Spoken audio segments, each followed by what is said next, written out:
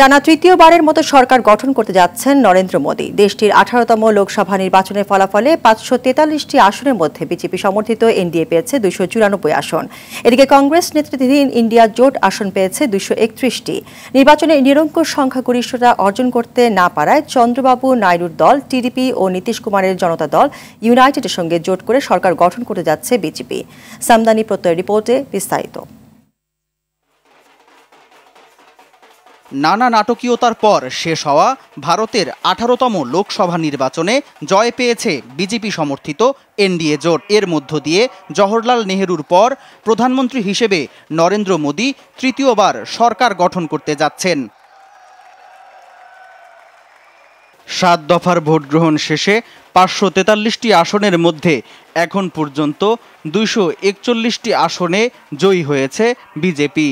এদিকে প্রধান বিরোধী দল কংগ্রেস পেয়েছে 100টি আসন। অন্যদিকে 37টি আসন পেয়ে তৃতীয় অবস্থানে রয়েছে সমাজবাদী পার্টি। এছাড়াও পশ্চিমবঙ্গে 29টি আসন পেয়ে শক্ত অবস্থানে রয়েছে তৃণমূল কংগ্রেস। তবে একক সংখ্যাগরিষ্ঠতা অর্জন করতে না পারায় বিপাকে পড়েছে ক্ষমতাসীন বিজেপি। লোকসভায় একক সরকার গড়তে প্রয়োজন হয় 272টি আসনের।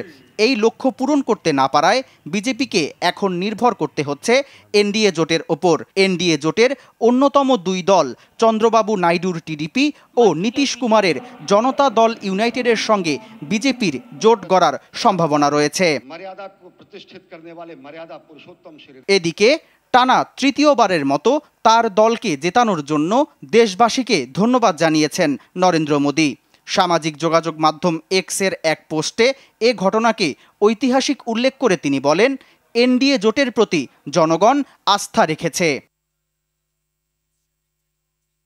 সামদানি প্রত্যয়, RTV।